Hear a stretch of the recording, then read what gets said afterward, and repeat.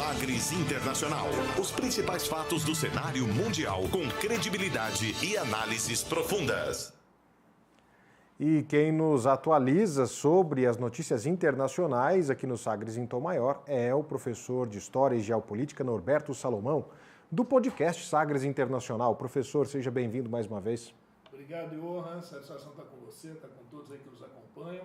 Vamos ver se a gente consegue ir decifrando alguma coisinha aí, né, dessa guerra que parece que não tem fim, né? Vamos ver como é que estão as coisas. Professor, acredito que o seu microfone não está preparado ainda.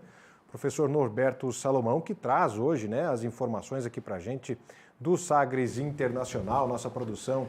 Agora sim, já deixou aqui 100% o seu microfone, professor. Mais uma vez, boa tarde. Boa tarde a todos que estão nos acompanhando. Que eu estou dizendo, vamos ver aí essa guerra que parece que não tem fim, né? Vamos ver como é que as coisas estão andando. Nós estamos completando hoje um mês, né? Um mês, infelizmente, dessa trágica invasão, né? O Putin não chama assim, ele fala que é operação militar especial, mas é invasão mesmo, não tenha dúvida disso não. A Rússia invadiu a Ucrânia, mas parece que está tendo problemas para consolidar aí os seus planos, os seus projetos, viu, Johan? Pois é, professor, e o tema do Sagres Internacional de hoje são as novas sanções, né, que a OTAN pode trazer para a Rússia. Inclusive, a OTAN iniciou uma cúpula extraordinária com a presença do presidente dos Estados Unidos, Joe Biden. O que acontece a partir de agora, professor? É isso mesmo, né? A OTAN muito preocupada com tudo isso que está acontecendo e preocupada porque ela está um pouco de mãos atadas, né? Vamos lembrar todo esse processo rapidinho para quem nos acompanha aí, é sempre bom, né? A gente está relembrando para alguns, para outros, até informando, talvez pela primeira vez, o que está acontecendo. Que bagunça é essa que está acontecendo aí pelo mundo, né? Bom, a questão é que desde 2014 a região da Ucrânia está no foco da Rússia, do Vladimir Putin. Por quê?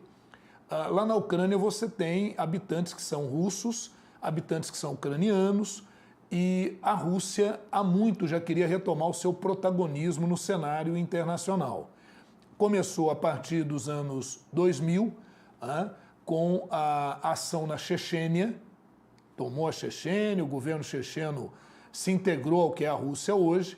Depois, em 2008, na Geórgia, a Geórgia teve que ceder a região da Ossétia do Sul e da Abecácia, que se tornaram áreas independentes. A Geórgia, pouca resistência, mas ali na Geórgia a Rússia percebeu uma coisa, que o seu exército estava desatualizado, atuava de forma anacrônica, ou seja, não ia no tempo correto de ação, e a partir dali, 2008, o Putin começa a modernizar o seu exército. Modernizando o seu exército, o Putin começa a pressionar a Ucrânia, porque a Ucrânia tinha a tendência de se aproximar da União Europeia e da OTAN. Isso não era do interesse da geoestratégia, da geopolítica russa. Então, o que a Rússia faz? Começa a pressionar o governo ucraniano. Na época, era o governo do Viktor Yanukovych, né? Vamos colocar assim, o Yanukovych, difícil a pronúncia aí. E o Viktor, ele estava tendendo, sim, a aliar-se à União Europeia. Mas aí, em cima da hora, ele não assina o pedido. Isso gera manifestações na Praça Maidan, ali em Kiev, na Ucrânia, e o movimento chamado Euromaidan. E esse movimento acaba levando à queda do Yanukovych, ele cai do poder, acaba indo para a Rússia, e manifestações que levam à queda do seu governo, isso estamos em 2014, acabam fazendo com que a Rússia faça uma intervenção na Crimeia, região que a Rússia sempre reivindicou para si. Enquanto isso, no leste da Ucrânia, na região do Donbás, onde está Donetsk e Luhansk, essas regiões se autoproclamaram também independentes. Então, desde 2014, já há um processo muito complicado na Ucrânia, que foi se acentuando e vai ter o seu momento maior agora no dia 24 de fevereiro desse ano de 2022, quando a Rússia invade, bombardeia cidades ucranianas, achando que o governante, o Volodymyr Zelensky, cederia rapidamente. Volodymyr Zelensky tem um passado ligado às artes, ele é ator, comediante e se elegeu presidente e muita gente não levava fé no Zelensky. O governo dele era, inclusive, alvo de polêmicas, né?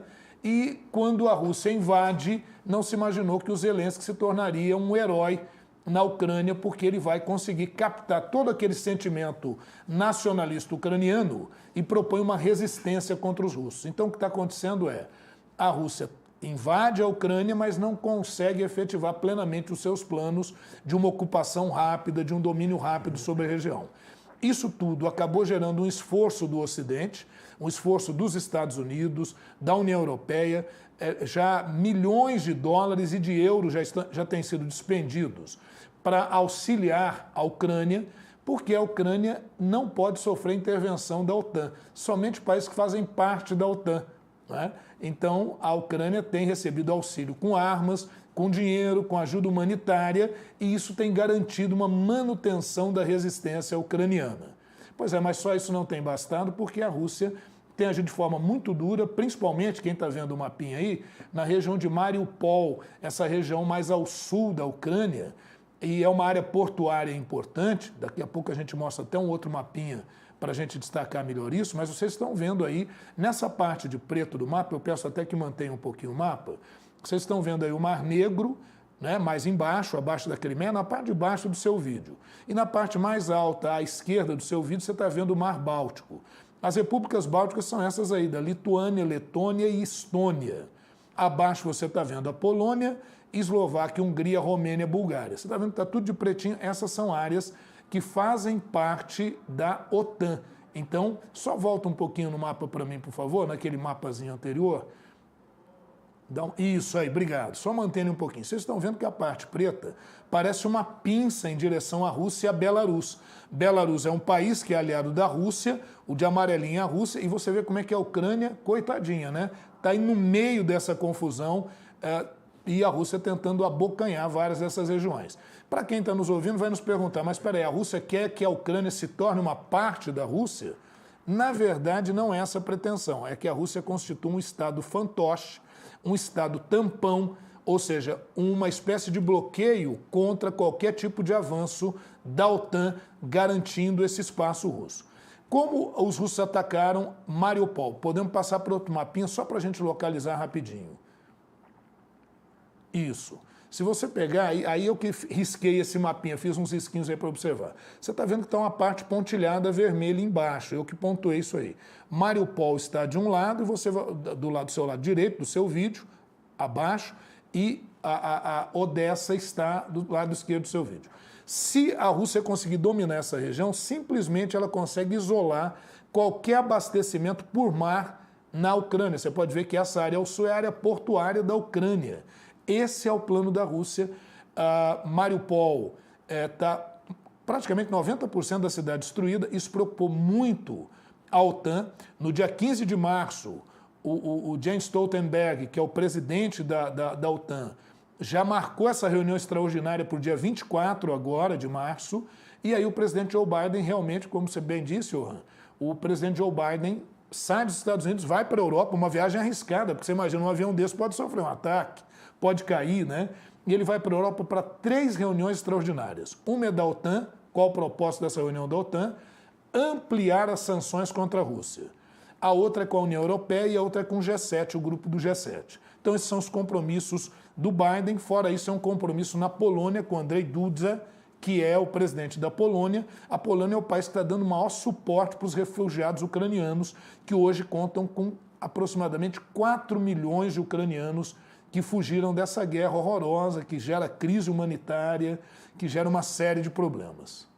Pois é, professor, e esse, de certa forma, podemos dizer assim, temor da Rússia de que a OTAN amplie ali a sua influência no leste europeu, isso, de certa forma, nos leva a pensar que a OTAN tem ampliado o seu contingente militar naquela região? Sim, a OTAN tem ampliado o seu contingente militar, já tem 40 mil soldados na região, naqueles países ali entre o Mar Báltico e o Mar Negro, aquela parte pretinha do mapa que a gente mostrou, né, assinalada aí de escuro, e vai colocar mais 4 unidades nas regiões da Hungria, da Bulgária, da Eslovênia. Essas regiões vão contar com maior apoio de tropas da OTAN. Muitos aí poderiam perguntar, mas a OTAN vai entrar diretamente no conflito? Não, porque caso a OTAN entrasse diretamente no conflito, isso poderia representar o início da Terceira Guerra Mundial, com todo aquele aspecto apocalíptico. Isso não interessa a ninguém.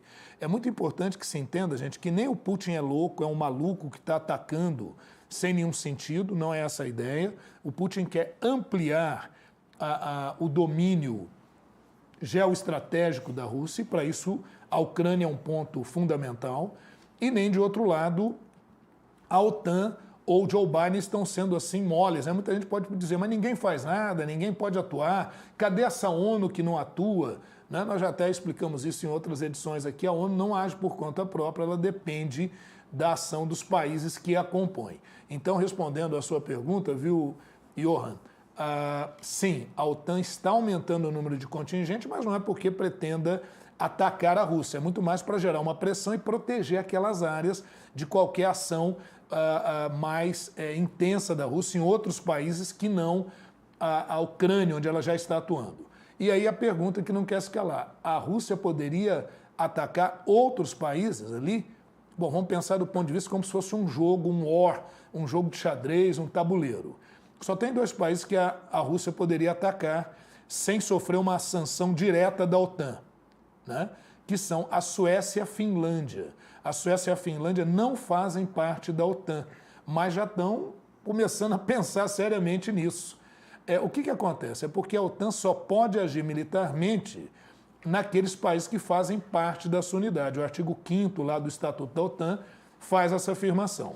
Né? E a Rússia, sabendo disso, joga muito bem com essa condição, já invadindo a Ucrânia e ameaçando a Suécia e a Finlândia.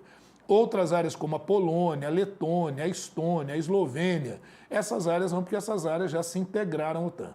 Curiosidade, viu, Johan? O Volodymyr Zelensky vai falar nessa reunião extraordinária, agora do nosso dia 24 de março, aí, né? Ele vai falar como convidado. Então veja que apesar dele não fazer parte da OTAN, ele foi convidado pela OTAN para fazer o seu discurso. A gente já imagina, ele já deixou bem claro que o seu discurso vai na direção de pedir ao mundo que se manifeste com cores da Ucrânia, que são o azul e o amarelo, com símbolos ucranianos no mundo, para pressionar a Rússia. Qual tem sido a ação do mundo ocidental contra a Rússia? Bom, além de financiar com armas, com outros auxílios os ucranianos, sanções econômicas, duras sanções econômicas, que nesse encontro dessa semana, né, começando hoje, dia 24 de março, esse encontro da OTAN tende a ser ampliado. O Reino Unido tende a ampliar as suas sanções, a Alemanha tende a ampliar as suas sanções, os Estados Unidos, mais ainda, realizando um processo de asfixia da economia russa e de isolamento, e até mesmo para alguns da cultura do cancelamento da Rússia, né? Tem até nomes de pratos em restaurantes que estão sendo retirados, modificados, como uma forma de oposição cultural à Rússia, né? Muitos esperam que não haja aí uma russofobia, né? Uma aversão aos russos, uma vez que a gente não pode culpar o povo russo por aquilo que o governo russo está fazendo, que não se confunda o povo russo com o governo do Vladimir Putin. Por outro lado, como Vladimir Putin tem o controle da mídia, a censura, já prendeu mais de 13 mil pessoas nos protestos, dentro da Rússia tem gente que acredita no discurso do Putin de que ele está combatendo os neonazistas da Ucrânia. Pois é, professor. Inclusive, o senhor falava agora há pouco sobre essa questão da Suécia, né, e da Finlândia ali, que sinalizam, parece que sinalizam, né, a todo instante que podem entrar para a OTAN. Inclusive, esse foi o tema do último Sagres Internacional, né? Verdade. Do Sagres Internacional do último fim de semana. Se a Rússia poderia ou não levar as suas forças contra a Suécia, promover uma guerra em outro país, assim como acontece na Ucrânia. Professor, nós estamos aí já com esse mais de um mês, aí, pouco mais de um mês de conflitos lá na Ucrânia. E que avaliação que o senhor faz desde o primeiro dia? Que avaliação que o senhor faz agora desse conflito que já completa um pouco mais de um mês? Pois é, Johan, veja, a minha avaliação, ela vai ao encontro, né, ela vai também na mesma direção daquela dos demais analistas de política internacional. Se a gente pegar assim passo a passo, o que aconteceu? A Rússia invadiu a Ucrânia e achou que a rendição seria rápida, como ocorrera na Chechênia, como ocorrera na Geórgia, e até mesmo em 2014, a própria tomada da Crimeia e do porto de Sebastopol, que é um porto importante, isso foi relativamente fácil. Ninguém deu tanta atenção às sanções econômicas contra a Rússia. Foram sanções relativamente brandas, quer dizer, a Rússia conseguiu se sair delas razoavelmente bem, principalmente com as relações econômicas que a Rússia tem mantido com a China. Então isso tem garantido ali uma situação razoavelmente confortável. Mas, como não houve uma rendição, até agora, a Rússia está realizando uma guerra, que é uma guerra que a gente chama de guerra de atrito. O nome pode parecer estranho, né? Porque que guerra que não é de atrito, né? Mas guerra de atrito é um nome técnico para essa guerra de exaustão. Para se ter uma ideia, lembra um pouco o que ocorreu na Primeira Guerra Mundial, naquela guerra de trincheiras. Então, uma guerra muito desgastante em que você avançar alguns metros demanda dias, muito esforço e perda de muitas vidas. Então, numa avaliação que a gente faz agora, né, Johan, a Rússia não tem tido o sucesso que imaginava. A Rússia é uma potência, a gente não tem dúvidas, ou pelo menos não temos grandes dúvidas de que a Rússia vai vencer esse conflito, mas isso vai custar muito, já tem custado muitas vidas, inclusive de altas patentes russas. Né? Generais russos já morreram nesse confronto agora aí, que está completando 30 dias esse conflito lá com a Ucrânia. Então esse é um primeiro problema, o avanço não foi o avanço que os russos esperavam. De outro lado, a resistência da Ucrânia tem sido muito grande e o Zelensky, quem diria, essa figura paradoxal, né? O que seria paradoxal? Contraditória, porque ele que não vinha com grande popularidade, praticamente do dia para a noite, o Putin conseguiu alavancá-lo como herói nacional. E essa resistência, curiosamente, é o que impede também que um acordo mais fácil seja realizado, porque muitos estão pensando, por que não se faz um acordo? Porque as condições que a Rússia exige é simplesmente a rendição definitiva da Ucrânia. E talvez até o próprio Zelensky esteja pensando numa rendição, mas agora é a própria resistência do povo ucraniano que impede que isso aconteça. Imagina, tantos dos nossos morreram e agora a gente não vai entregar coisa assim de mãos beijadas. Então o que a gente pode avaliar, viu, Johan, é que essa guerra deve terminar, sim, por algum acordo diplomático, mas apenas no momento em que os russos conseguirem dominar todo o sul da Ucrânia, como a gente viu ali, isolando por mar a Ucrânia e dominando Kiev. Até agora não conseguiu nada disso, né? Kharkiv e Kiev, ali mais ao norte, são outras duas áreas. Então, a gente diria que essa guerra hoje está dividida em 3 frentes importantes. O cerco a Kiev, no norte, o cerco a Kharkiv, também no norte, Kharkiv ou Kharkov, tá? E ao sul, a Mariupol praticamente destruída, e agora o próximo passo dos russos é sitiar definitivamente Odessa, que é um outro porto importante. O porto de Sebastopol, desde 2014, já na mão dos russos. Então, é isso, vai asfixiando. A gente chama de guerra de atrito ou guerra de exaustão. Quer dizer que vai vencendo pelo cansaço, mas isso a um custo considerável de vidas de soldados russos e de vidas, principalmente de civis ucranianos, porque esses civis... Porque, olha essa jogada, né? À medida que há uma pressão e que você gera o corredor humanitário, mulheres e crianças vão embora. Os homens ficam. Por quê? Porque, pela própria lei, os homens até 60 anos já são automaticamente convocados para o exército de resistência. E aí não se pode dizer que está atacando população civil. Agora, uma guerra muito cruel, você acha que você acompanhou, né? Eu e todos que nos acompanham, o pessoal escrevendo em prédios, crianças em russo, para não bombardear aquelas áreas, mas não tem adiantado, não. Essas áreas têm sido bombardeadas, né? Em Mariupol, por exemplo, como essas cenas estão mostrando aí, a destruição violentíssima dessa área, perda de muitas vidas. A ONU está falando em 900 civis já mortos até agora, mas entendem que esse número é subestimado, né? Porque mais gente provavelmente morreu nesse processo. A verdade, viu, Johan, é que essa guerra ela pode durar algumas semanas ainda mais, mas a gente está apostando ainda em alguns meses de guerra pelas características desse tipo de guerra, que é a guerra de atrito, de um lado, e, por outro lado, pelo apoio. Os Estados Unidos liberou, há coisa de algumas semanas, 800 milhões de dólares para a guerra na Ucrânia, para a resistência. E a União Europeia liberou essa semana agora, os 27 países concordaram em liberar mais 500 milhões de euros para essa guerra. Então, uma guerra que parece estar muito distante de um fim. Final feliz a gente não vai ter. Vamos tentar, né? Vamos ver se a gente consegue aí um entendimento entre as partes, mas esse entendimento só virá Olha as condições da Rússia, reconhecimento internacional da anexação da Crimeia lá em 2014, que foi uma anexação ilegal. Reconhecimento da independência das regiões do Donbás, Donetsk e Luhansk. E depois, como é que fica essa região portuária ali no sul da Ucrânia. Então, provavelmente a Ucrânia vai sair com um território menor dessa guerra, é o que tudo indica. O mapinha aí vocês podem observar, estão as áreas aí em que a Rússia tem atuado e atuado de forma muito dura, de forma muito violenta. A região que está vermelhinha ali, à sua direita do seu vídeo, é Donbás, a região de Donbás. Você está vendo ali mais ao norte, Lugansk, abaixo Donetsk, e a região abaixo do seu vídeo, onde está com listrinhas vermelhas, é a região que foi anexada em 2014, a região da Crimeia, onde está o importante porto de Sebastopol. Professor Norberto Salomão trazendo, né, essa análise mais do que credenciada sobre os conflitos lá na Ucrânia por conta da invasão russa. Realmente é inimaginável, né, professor, pensar em um final feliz. Não tem. Depois de quase um mês que a gente acompanha essas informações, essas imagens aí que são realmente chocantes. Não, como o senhor mesmo já frisou, não que não haja mais conflitos pelo mundo, né, talvez até mais cruéis que esse, mas de fato nós não estamos acostumados a ver essas imagens, enfim, e a relatar, né, esse tipo de situação.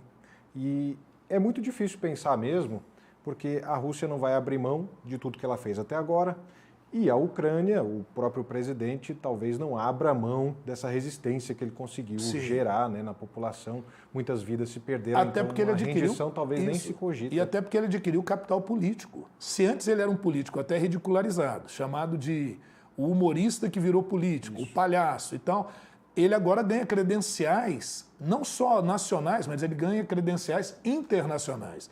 O Volodymyr Zelensky, ele ganhou respeitabilidade internacional. Eu nem sei se ele merece, na verdade, essa respeitabilidade, ou se ele é fruto do acaso. Bom, independente dessa opinião, a verdade é que ele se consolidou. Eu vou usar uma linguagem mais popular, mais comezinha, que é a seguinte: guerra só é interessante no cinema. Fora disso, é isso que vocês estão vendo. É morte de crianças, são outros horrores que a gente prefere nem ficar aqui, né, descortinando isso, porque é desnecessário. Isso é mostrado, é algo tão violento que a gente não gosta nem de ficar reproduzindo isso, porque do ponto de vista da informação e do conhecimento, eu diria que não tem tanto peso, não tem tanto valor. Né? Quando a gente já fala, não precisa de dar tantos detalhes, quando a gente fala de perda de vidas, morte de crianças, a gente não precisa nem entrar mais nisso, né, de mutilados, de órfãos. Você imagina quantos órfãos. E mais, veja, estamos vivendo o inverno lá agora. E a Rússia cortou, por exemplo, o fornecimento de energia, de água. As pessoas estão coletando água nos telhados. Frio, você imagina um frio, lá, o inverno lá é rigoroso.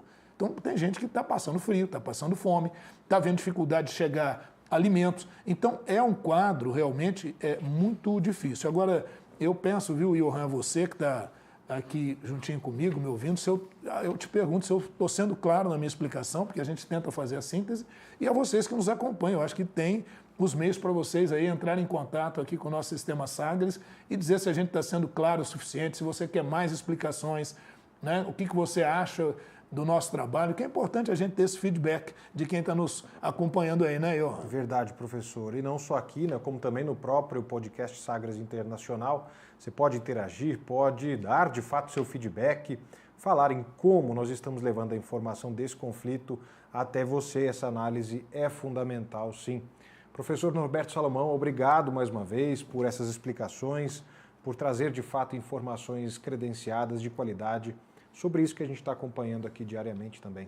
Eu que te agradeço a oportunidade da gente poder estar fazendo esse esclarecimento, né? Porque a gente, como professor, a gente entende que tem uma missão também, que é de tentar informar, esclarecer, ainda mais no mundo que a gente está vivendo hoje, que é o mundo da desinformação, né? Curiosamente, apesar da gente ter informação com muito maior facilidade, essas informações, quando não são bem analisadas ou estruturadas, acabam nos levando por caminhos muito complicados, né? E agradeço a todos aqueles que nos acompanham. Por favor, continuem, divulguem aí o nosso trabalho, que é super importante para a gente continuar produzindo, né? A gente está sempre muito animado para fazer isso. E, como sempre, vocês viram aí mapas, imagens, eu não conseguiria fazer isso sem o trabalho qualificado de quem está aí por trás das câmeras, de quem está no backstage nosso aqui, né, que vai desde pessoas que fazem a limpeza aqui do nosso local, até quem produz imagem, quem nos ajuda. Muito obrigado a todos vocês do Sistema Sagres de Comunicação. Um grande abraço, continue acompanhando o nosso podcast Sagres Internacional e até o nosso próximo encontro. É isso, professor Norberto Salomão, obrigado mais uma vez, até a próxima.